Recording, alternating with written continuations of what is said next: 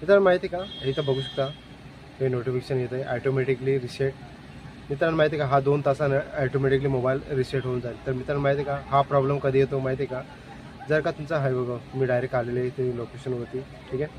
इथं बघू शकता मित्रांनो हा ऑटोमॅटिकली येतो. मित्रांनो माहिती आहे का, हा प्रॉब्लेम कधी कधी का येतो, कारण का जर का तुम्ही कधी EMI केला असेल तर EMIवर हा प्रॉब्लेम येतोच. आणि जर का तुम्ही टाईम टू टाईम जर का तुम्ही वेळेवरती जर का तुम्ही त्याचा EMI जो असतो तो जर का पेड केलेला असेल तर तुम्हाला हा प्रॉब्लेम तुम्हाला जेन्युइनली तुम्हाला भेटणारच आहे. तर तुम्हाला ह्या जर प्रॉब्लेमला सॉल्युशन करायचं असेल तर आपण काम करूया, डायरेक्ट आपण सेटिंगमध्ये जाऊ, ठीक आहे. सेटिंगमध्ये गेल्यानंतर इथे थोडंसं ॲपमध्ये जायचा प्रयत्न करू, ठीक आहे. ॲपमध्ये आल्यानंतर इथं ऑल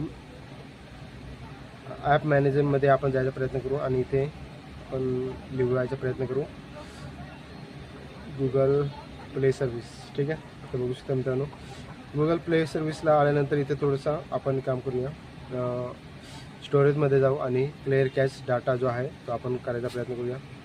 देखा आणि हा जो आहे इथे पण आपण पूर्णपणे डेटा डिलीट मारायचा प्रयत्न करूया, ठीक आहे. तर इथे बघू शकता मित्रांनो ती नोटिफिकेशन आहे ती कम्प्लिटली गेलेले आहे. तर मित्रांनो हा जर प्रॉब्लेम तुम्हाला जर जेन्युइन हा तो येणारच आहे.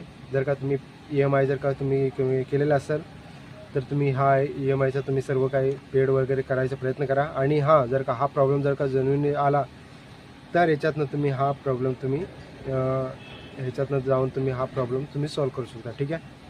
तर हा मित्रांनो प्रॉब्लेम तुम्हाला कंटिन्यूअली येणारच आहे. तर मित्रांनो हा क्लिअर ऑल डाटा तुम्ही हा करू शकता, जेन्युइनली तुमचा हा जो प्रॉब्लेम आहे तो सॉल्व होऊन जाईल. आणि जर का तुम्हाला हा सिम टाकल्यानंतर पुन्हा जर का तुम्हाला प्रॉब्लेम जर आला तर तुम्ही एक काम करा, बॅक जा. बॅक आल्यानंतर हे नोटिफिकेशन आहे ते डायरेक्ट तुम्ही नोटिफिकेशन डायरेक्ट बंद करू नका, ठीक आहे.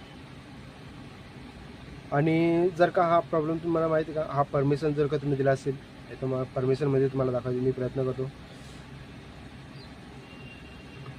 हां हे इथं बघू शकता मित्रांनो हे परमिशन जर का तुमचं डिसेबल असेल तर तुम्ही इथे अलाव करायचा प्रयत्न करा, जेणेकरून तुम्हाला हा प्रॉब्लेम पुन्हा एकदा येणार नाही. तर आणि त्याच्यानंतर जर का तुम्हाला काय प्रॉब्लेम जर जास्तच आला तर तुम्ही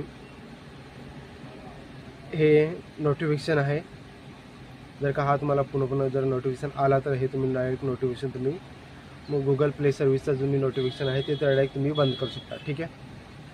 तर मित्रांनो बघू शकता अशा प्रकारे हा प्रॉब्लेम आपला सॉल्व झालेला आहे. तर मित्रांनो हा कसा व्हिडिओ जर आवडला तर तुम्हाला लाईक आणि शेअर करा आणि आपल्या टेक्निकल आंबा या यूट्यूब चॅनलला सबस्क्राईब करायला विसरू नका. तर भेटूया पुढच्या व्हिडिओमध्ये, तिथपर्यंत बाय.